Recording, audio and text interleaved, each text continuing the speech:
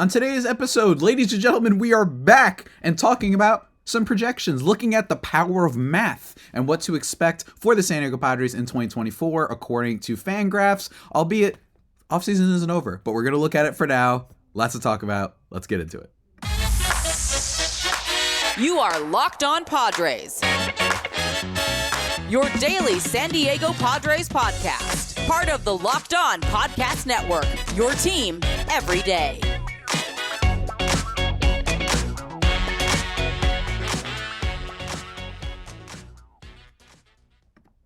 Greetings, ladies and gentlemen, and welcome to another edition of Locked On Padres podcast, which is part of the Locked On Podcast Network, your team every day for Thursday, January 25th, almost escaping the dredge, the depressing month that is January. My lordy. As always, I'm your host with sometimes occasionally, but certainly not always the most, Javier Reyes. You can find me on Twitter at Javipeno, Javiipeno, or at LO_Padres, the former of which you could have discovered if you are watching the YouTube. And you can see my sick Padres 1969 jacket that I got on. Go check that out, Locked On Padres on YouTube for sure. Today's episode, guys, we're going into Zips projections because why not? They haven't been fully updated, and they don't take into account a lot of the moves that have happened for the Padres over the last month or so, ever since December, especially with the Juan Soto trade. But I still think that there's some interesting little grains of information in here that I want to talk about and use as a springboard to talk about the team as a whole, because this is a team that is really going to be completely retooled for this next year. I mean, even more so than last year's team.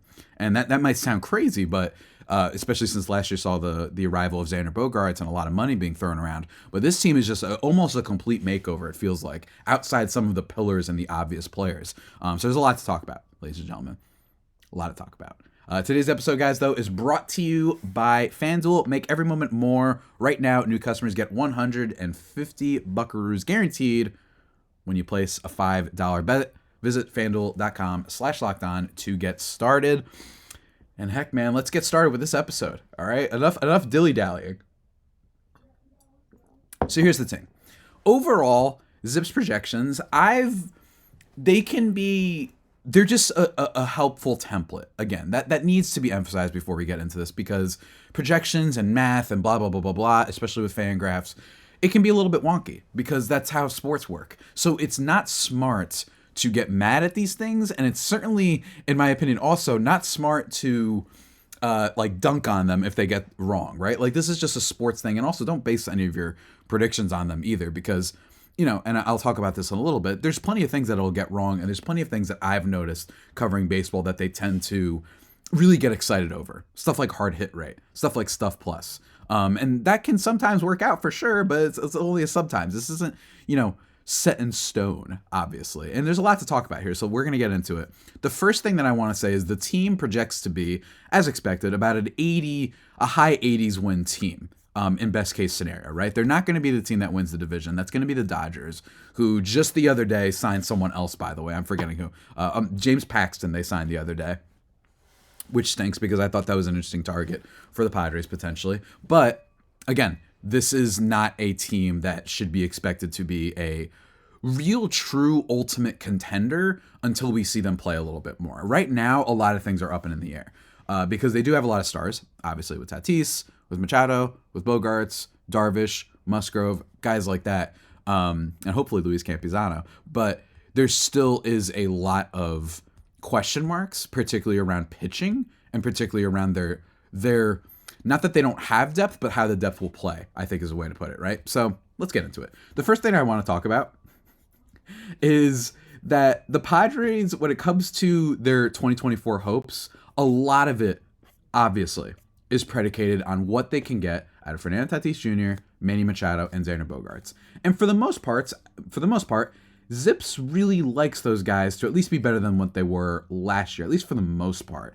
Fernando Tatis Jr. being one of the biggest risers in his total WAR ranking, his wins above replacement. They're projecting him for about 5.5 WAR, which would have been second on the team had Juan Soto still been on the team, but he is not anymore, obviously. Soto was projected for 5.8. But here's the thing. Tatis, 268, 342, 528 slash line, a bunch of home runs, 36 home runs, steal a lot of bases. That sounds right. right? And if you actually look at FanGraphs, also does like these 80th, 20th percentile outcomes. So like the best case scenario and worst case scenario, basically. And the best case scenario for Tatis sounds right. 7.4 wins above replacement. He can absolutely do that. He's been close to it, over the course of a full season. He's basically had that sort of going for him before, so it wouldn't be much of a surprise if he were able to do that last year. And I think the reason why this could be a huge season for Tatis, is because he was projected to be only like a 4-win player last year, and a big part of that was because they thought that his defense was going to lack in the outfield. And that's the thing with projections. We didn't know exactly what we were going to get out of Tatis. But this is a guy who put up 7.3 F4 in his last full, pre-PED and injury concerns. This is a guy who recovered from shoulder surgery. That can't be easy. 158 WRC plus that year, 113 this past year. So if he just hits the middle ground there of about 135, 136, whatever the middle is between 113 and 158, and you add in the excellent defense, Tatis has like one of the highest ceilings of basically any player in the sport. And that's not hyperbole. That's not me just saying that because I host a Padres podcast. It's just true, right? And again, I think that with Tatis, a lot of it should be expected too. I really do, because I think if you look at the difference between his weighted on base and his expected weighted on base last year, which is a good predictor for just like the quality of hits you're actually giving, instead of just say, oh, he got on base there. He got on base there, coupling all doubles and triples and home runs into one category with on base percentage. It's what WOBA is good for. And the difference between his WOBA 332 and expected weighted on base 368 was pretty massive. And I think a lot of people saw that when you were watching the team last year, where there was a lot of robbery, right? A lot of players tracking balls in center field, especially, that seemed to have taken away extra base hits from Tatis. I think he was pressing at the plate a bit much, and it must have just been hard acquiescing to Major League pitching. Or maybe not necessarily acquiescing to Major League pitching, just acquiescing to being in the major leagues because of his suspension and his shoulder injury, that it probably took him some time, not to mention the team struggling, the human component of it. I imagine he was stressing at the plate, trying to put a little bit much, like he was swinging more than usual, it felt like, striking out a little bit more at times when you weren't expecting, and most importantly, not walking as much, not just being a little bit impatient. He's so freaking talented that he still put up 4.4 wins above replacement, though. So, like, don't get me wrong, Tatis is still incredible, but he's easily the highest projected thing for the Padres this year. And if he's right, you also have to hope that Xander Bogaerts and Manny Machado are right. They're projecting Manny Machado to have a 4.8. I'm sorry, I got this wrong. They're projecting, I was looking at 2023.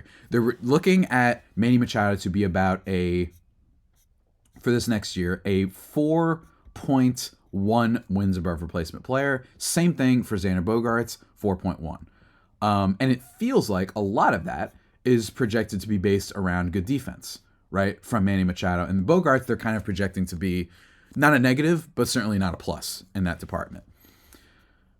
I struggle with how to feel about Machado, because some of his numbers did go down last year.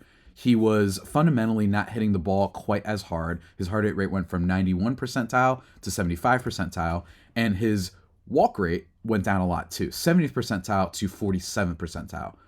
So part of me is just a little bit wondering. He was also chasing, but he's always been a guy that can chase a little bit. He's not fast, but that doesn't matter. His defense is excellent, and I think that's where the FanGraphs projection is. A lot of it is predicated on, but only around 26 home runs. I still think that this is a 35 home run guy potentially. I still think he could do that, but more so, it's just his overall line needs to be better. And one thing that happened last year was Machado had a injury as well, and I think that that's worth pointing out and baking into his projection. Is that if he had this injury that was bothering him, who knows for how long, because Lord knows the Padres medical staff and Padres health is not necessarily always the most trustworthy division we've ever seen. You know what I mean? We just saw Austin Nola seemingly maybe play blind for a lot of last year, and they didn't know it until like months later. So that was the whole thing, a la Anthony Rizzo of the Yankees, very similar. So with Machado, that needs to be baked into this. That being said, I don't like that his walk rate decreased so much last year. And I don't like that. Yes, he didn't strike out as much, but he just wasn't taking walks. And that worries me. Because one of the things with Machado that was always really fun is that he's one of the best strike to walk out to walk ratio guys who hits for power in the sport. Like, that's really what he's really good at. He usually doesn't strike out at dumb pitches all that much. But even still, he's usually pretty good. Like, he doesn't have a high K rate, and that's rare for guys who can hit for power and especially play good defense. So I'm expecting Machado to be good, but I don't think that it's all that wild to expect him to just be a 4.5 win player. That's what I would project him for, which isn't bad, by the way. His highest case outcome, according to FanGraphs, is about like a 5.7 win player, which is great, which is excellent. Like, I would have no problem with that. But again, unlike Tatis, the evidence in the numbers aren't totally there for Manny Machado, which is why I would be a little bit worried. But again, hopefully, the biggest thing is this.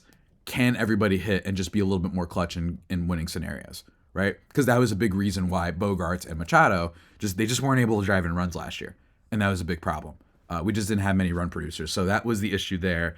And if they can do that, I kind of don't care about their home run totals and their, batting average slash line necessarily. As long as you hit when it counts, that can kind of be all it takes. And if we get a reverse of last year, where they were the worst team like ever in clutch situations, and you just get a little bit of a regression to the mean, they're in business.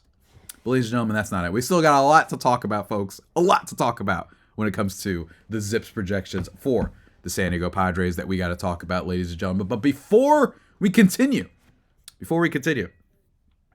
ladies and gentlemen, I want to talk just to you for a second about our longtime sponsor over at FanDuel.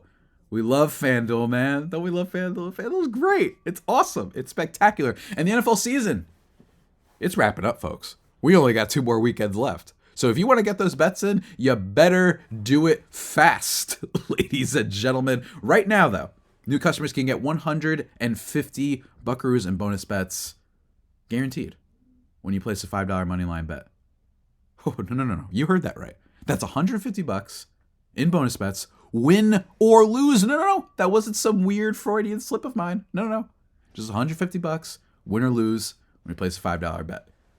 Oh yeah, we're cooking, ladies and gentlemen. The app is so easy to use, and there are so many different ways to bet, like same-game parlays. You can find a bunch of different bet ideas in their Explore tab, which is really cool, and that's pretty new. Really cool idea from FanDuel. You can make a parlay in their Parlay Hub, the best way to find popular parlays, and much more. Over-unders, point spreads, whatever you want to do, they got you covered. I promise you. There's all sorts of cool bets out there, and FanDuel has you covered for every single one of them. So again, visit FanDuel.com/lockedon and make your first bet a layup. FanDuel, official partner of the NFL.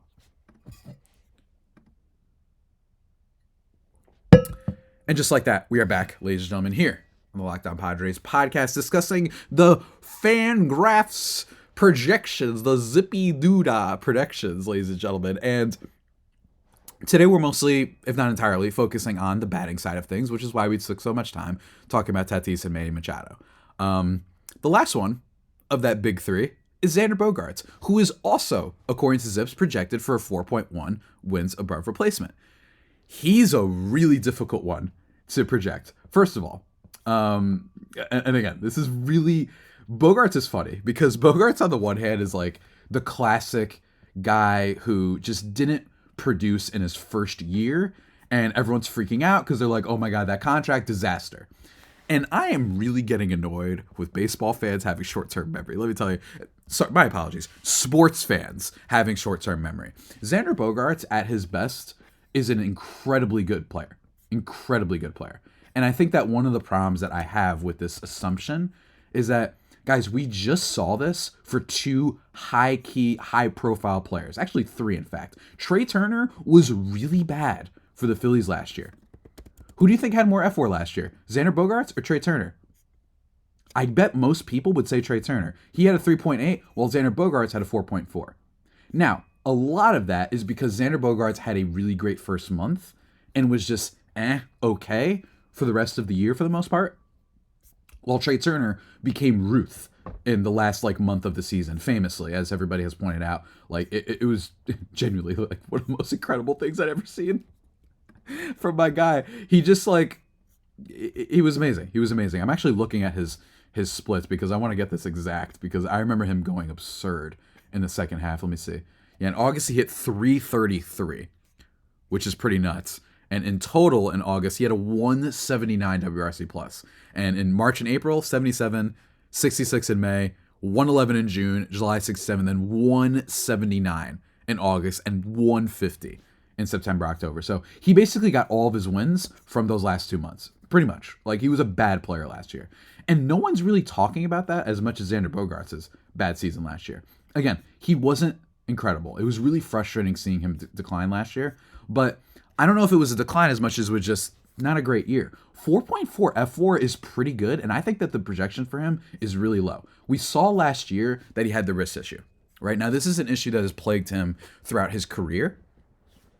But whether it be because of the Padres' incompetence and, say, the Red Sox competence, when it came to managing that issue, that's part of the issue I think that people should think about. But for me, he got hit on that wrist with a pitch, and not for some reason, and explicably got worse during those months. If you actually look at his splits, they became very Trey Turner-like in a lot of ways. In terms of the splits per month, 154 that first month, then in May 59, June a 97, then July 116, August an 80, and then he finished strong in September and October with a 204 WRC+. So first half 107, second half 136. I just think that part of that was the injury. And another part of that was the fact that he was on a new team.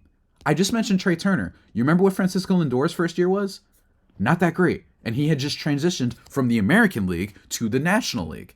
And I don't think we talk about this that much, and especially when it comes to like star caliber players who have a lot of expectations, especially given their contract. We don't talk about that a lot. We just saw with Trey Turner. Now, Trey Turner was a little bit different because he went from Nationals to Dodgers to Phillies, right? So that one, it doesn't quite fit my point that I'm bringing up here. But Marcus Semien, also same thing. He was pretty bad his first year with the Rangers, and then he caught fire at the end, right? And I think a big part of this is being on a new team, first year of a big contract. In the case of Lindor and Bogaerts, new team, new big contract, and a new league. You go from the American League to the National League. So I'm taking that into account. I'm taking the injury into account, and I'm taking into account that he still put up 4.4 F4 last year. And if he just hits better with runners on base, even an average player, I'm talking like a 110 WRC plus with runners on base. That's all he has to do. He's one of the least clutch players in the entire sport last year, hitting more double plays than I can remember. If he just does that, we're talking about a 5-win player here, guys. I'm being dead serious. I see it. And the slash line that they have him projected at, 266, 347, let me see if I can find it. I'm looking at 2024. 275, 346, 424. If he bumps that, would it shock you guys if he's a 290 batting average guy? No, it wouldn't, which is why I disagree with the projections here. I really do. This is a guy that is hit close to 270 to 290. Actually, his lifetime average, if I'm not mistaken, is 291 and a 355 on base. I'm just not giving up on this guy yet. I'm not. He still had a 120 WRC plus last year. And again, a lot of it was after that injury. And a lot of it was that he just didn't hit with runners on base. If he does that, big time RBI producer, let's see, last year he had 58 RBIs only. He can one-up that, guys. I'm not saying he's going to hit the 117 he hit in 2019 with Boston. But my thing is regression to the mean when it comes to Xander Bogaerts. Believe. But ladies and gentlemen, that isn't it. In terms of the Padres, it's not just Tatis, Machado, Bogaerts. We got a bunch of other players. Zips loves Ha-Seong Kim, as usual. No surprise there. 3.5 WAR projection for him. Decent slash line, 246, 327, 383 though, which is decent but not incredible. I think that they are rightfully projecting Ha-Seong Kim to take a little bit of a dip in his offense because last year, when you look at some of the numbers, the 17 home runs might have been him just hitting above his head a little bit. If you look at BABIP, that was fine. But in terms of some of the other numbers on him, I don't think that, if you go to Baseball Savant, for example, I hate citing Baseball Savant sometimes because I think it gets overused as like the be-all and end-all for baseball analysis. But a lot of his percentile rankings weren't great. Expected slugging, exit velo, barrel, and hard hit, all below the 15th percentile among all players.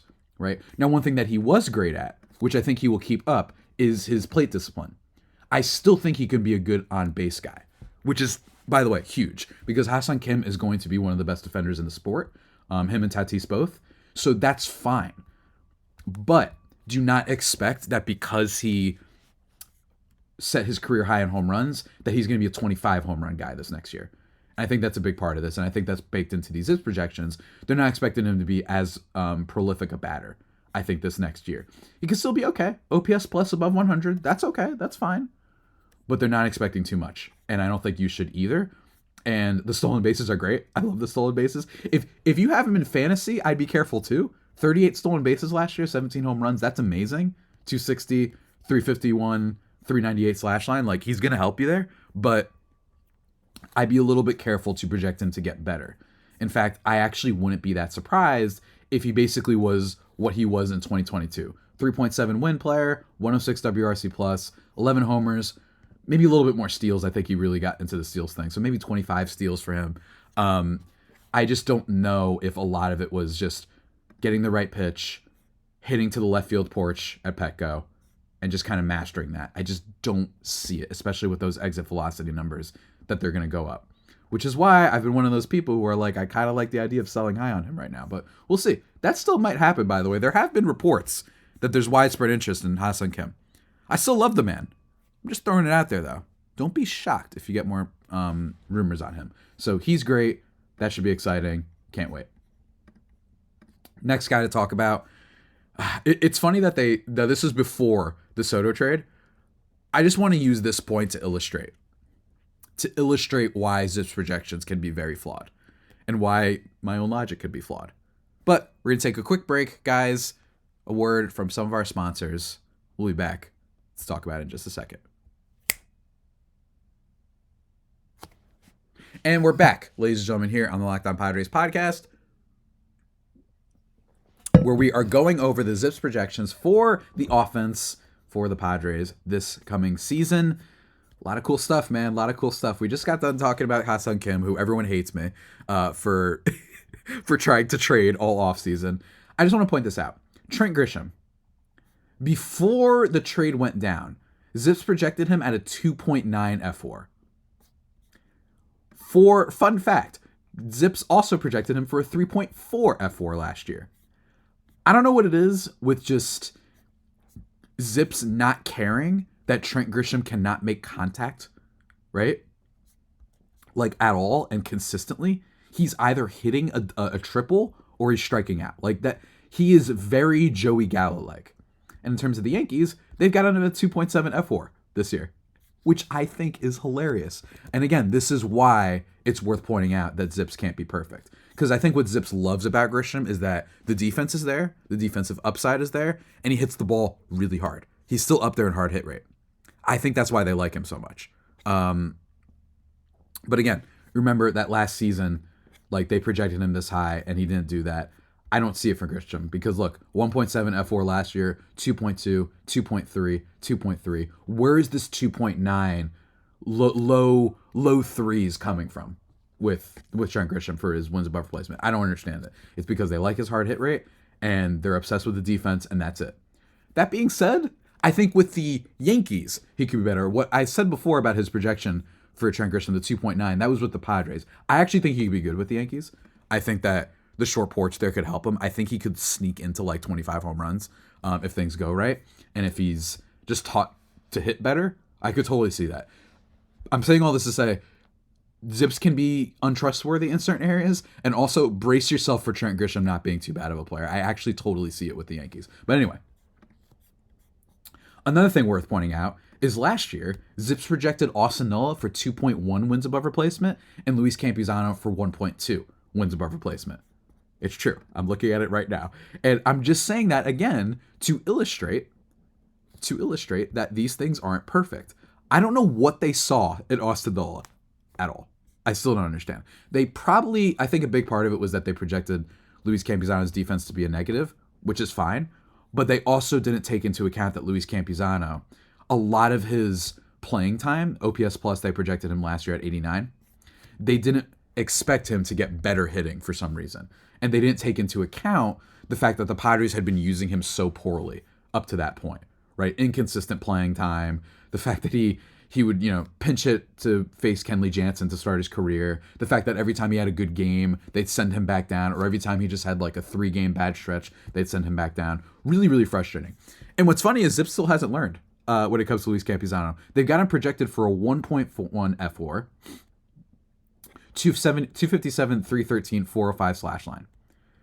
They just hate this guy. And I think a big part of that is the defense. But I don't think that it's right to assume that Luis Campusano isn't going to be at least marginally better when it comes to his defense. He's scary. Don't get me wrong. I could see a world in which he's like a 1.5 win player. I could totally see that. But for me, my thing is just like, I just think that he can hit. I really do. And you know why I think that? Because he's hit at every level of his, pro career. I'm talking AAA, AA. He's always been a guy that hits well.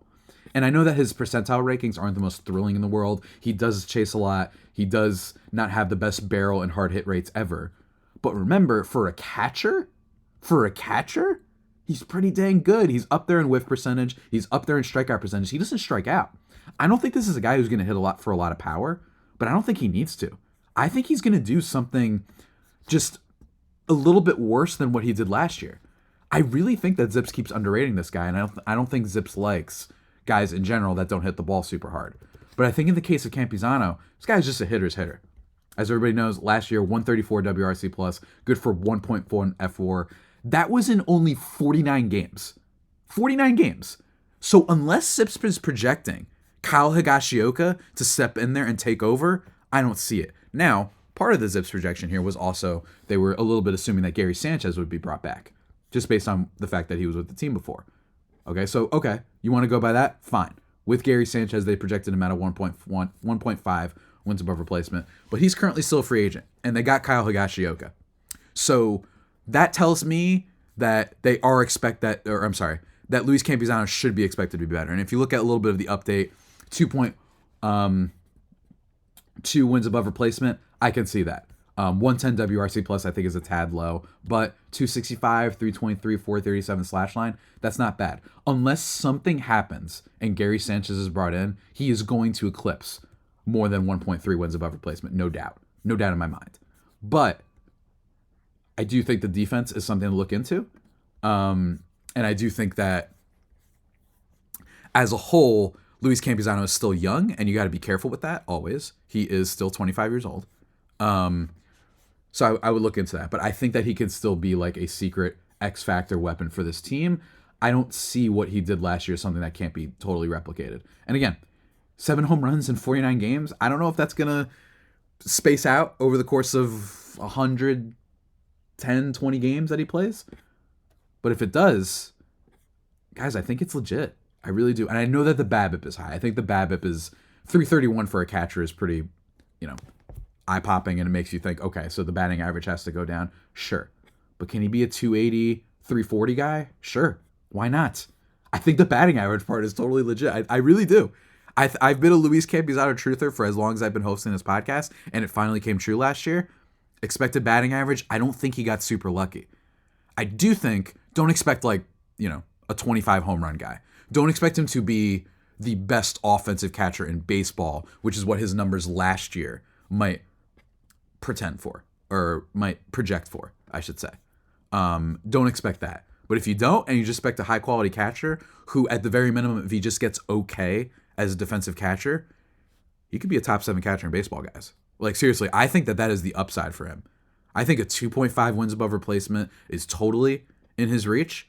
And I think that if his defense improves, we're talking about like a potential starter in the All-Star game, because people might just be like, hey, screw it, this guy can hit. I love seeing guys who can hit in the All-Star game. I could see it. I really could. So that's exciting. But not to harp on him too much.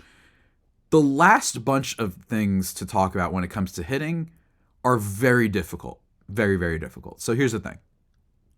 And I also forgot to mention earlier, Manny Machado is a 4.1 player.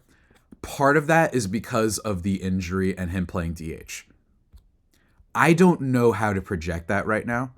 I don't know how long exactly. I just don't trust the Padres when it comes to health things. That's just me. I understand that they said like a month and a half or whatever that he'll be DHing. Again, I want to wait until we're a little bit close to spring training to confirm that. But that's probably why they have him as the same wins above replacement as Bogaerts, right? Just to keep that in mind, to give some background, I forgot to mention earlier, because he's not going to gain any from playing third base. So we'll see. The next thing to talk about is the rest of the Padres offense is going to be really predicated on how guys like Jake Cronenworth play and the rest of their prospects play. Eguy Rosario, what do you get out of him? I don't know, right? Like, can you get a guy who can be just decent? 1.4 wins above replacement? That's not bad. They actually really like Graham Pauley, Zips. 1.3 wins above replacement, 243, 308, 391 slash line. They like him as a potential guy, and I like him a lot too. Go listen to my episode that I talked with Aram Layton about. He's willing to go to bat for Graham Pauley. I don't know if he's going to be called up. I don't know exactly what's going to happen here, but that's what's so interesting about the Padres team this year, is whether it be Jackson Merrill, whether it be Graham Pauley, whether it be Jacob Marcy, whether it be Matthew Batten, even to a small degree. Matthew Batten, does he deserve a little bit more? I don't know. I don't know how to feel about Matthew Batten. I love his name. I mean, the success is right in his name right there. My God. You know what I mean? Like, he could do it. But I don't know how to feel about that guy, because there were times last year when he just hit pretty okay. 258, 355 batting average on base. He doesn't hit for power at all, which is a little scary, which is probably why he should be projected downwards. But 106 WRC plus, that's a decent bench player that you can just call in every now and then. So we'll see. And I think that that's what's so difficult here, is that the rest of the Padres offense is going to be really predicated on, one, if they make another move in free agency, which we're going to talk about probably next week, because I want to wait a little bit. Maybe something might be in the works. I don't know for sure. There's still some interesting bats out there. I think they're in a weird position, though, because of Machado's surgery. And if he's just playing DH, you might not be able to get a player like Jesse Winker, who I've thrown out there. Again, I want to see and wait. Because if Machado's not going to be on the DH for too long, then it might be worth investing in Winker, even if he's going to kill you defensively, or a player like him that kills you defensively. But then once Machado finally comes back, you move him to DH, et cetera, et cetera. I've talked about, what's his face? Adam Frazier, what's his name? Adam Duvall, there we go. I've talked about Adam Duvall as a potential player to be interested in. I prefer Duvall because I don't think he'll kill the team. Let's say Machado's out for a month. I don't think he'll kill the team defensively while he's out there, and then you can move him to DH. I think that could be interesting. But again, it depends on that. Another thing that depends is Jake Cronenworth, who's predicted to be a 1.7 wins above replacement player. And so much of this depends on whether or not they can get him back to second base, which is the reason why I've been so pro trading Ha-Seong Kim. Because if you trade Ha-Seong Kim and you get someone like Lamont Wade, I'm just throwing that out there as an idea, who could play first base and the outfield and be a really solid bat. You get him, maybe some random Giants prospect, maybe get a reliever if you can, any reliever, even if it's at the major league level, I'd love that too. You do that, you bring in Lamont Wade, and then you can, you can move Jay Cronenworth back to second base. Boom, you're golden. Problem is the Machado injury. Because Ha-Seong Kim is probably expected to be the starting third baseman for at least the beginning of the year. So that raises another question. Like, what do that means that second base could be open. So who are they putting at second base? Is it going to be Eguy Rosario? I don't know exactly not Eguy Rosario. Is it going to be one of these minor league guys? Are they going to bring up Jackson Merrill to play there? Are they going to play him in center field? There's so many questions with the Padres that I don't have answers to right now, because we don't have too many reports or concrete ideas of what it's going to look like, especially since we still have some free agents out there. I think that Preller is probably waiting for the market to cool down. I'm also curious to see what happens with Cody Bellinger. I don't think he's coming to the Padres, nor should he. Zips does not like Cody Bellinger, by the way. Just throwing that out there. Zips does not like Cody Bellinger whatsoever. And I'm a little bit pro Bellinger, because I think that if you've been an MVP before and a Rookie of the Year before, that it's not totally out of left field to expect him to be pretty solid again. You know what I mean? But it is really funny that Zips just hates this guy. 4.1 F4 last year. They're projecting him at Steamers 2.4, FanGraphs 2.6. Like, they are expecting him to take a mighty step back. Like, it's kind of crazy how much it's just like baked in. And personally, I think people are hating a little bit too much. That being said, I think that it's hard to evaluate the rest of the Padres offense until we have some more concrete details. How long will Machado be out exactly? Is it possible to move Ha-Seong Kim, especially with those rumors? I don't think we get those rumors that the Padres haven't at least been exploring it. Now, if they've been exploring it and they aren't getting the type of proposal that I just mentioned, Lamont Wade, solid batter who you can move at first base, allowing you to move Cronenworth to second, and then maybe getting a reliever in return, I get it. They shouldn't just trade him to trade him. You shouldn't trade Ha-Seong Kim if one of the only reasons is because you need to get Jake Cronenworth back to second.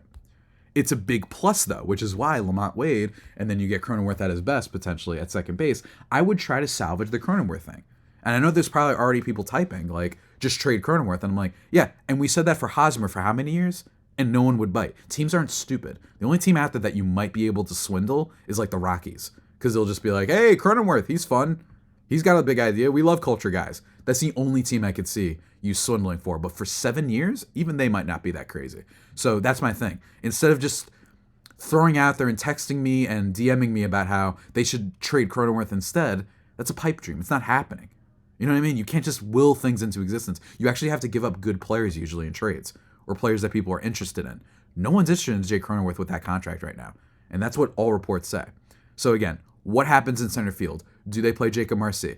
Do they have Grant Pauley come up for a little bit? Do they have Jackson Merrill play center field, which is reportedly something that they were interested in back in August last year because of Trent Grisham's struggles, that they were thinking of calling him up for the last month of August. I could see that. A lot of the Padres offense is predicated on two things. Cliff Notes version of this entire podcast. Do we get the star versions of Bogaerts, Machado, and Tatis? Tatis, 100% certain we will. Bogaerts, 85% sure we will. Machado, I'm like 60-40%. Like, I don't know exactly where that's going to go. I don't.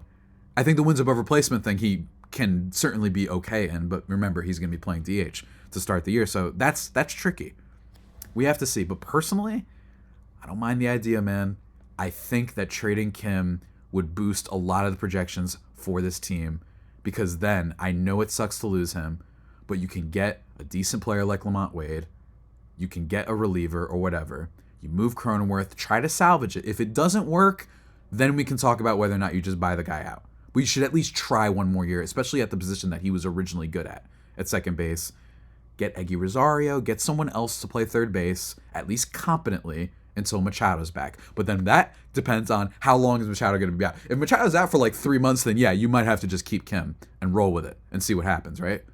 But if he's not, and it's like, all right, we're waiting like 3 weeks for him to be able to play third base, then my thing is like, just get a guy. You know what I'm saying? Just get a guy who can come up there and be okay. Give one of your young guys a chance. I think that's a big part of this. And again, you have Eguy Rosario. Would I hate giving him a chance at third base if we know that Machado is not going to be out for too long? No. And this is where prospects and young guys come into play, guys.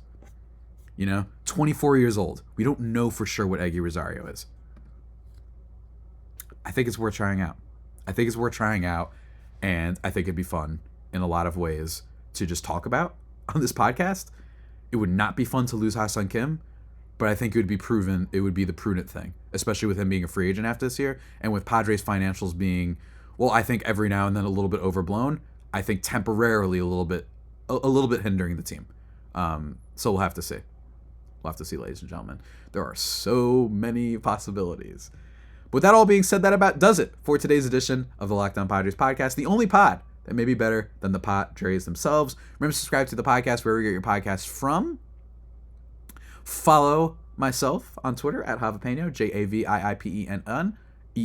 Javiipeno, or at LO_Padres.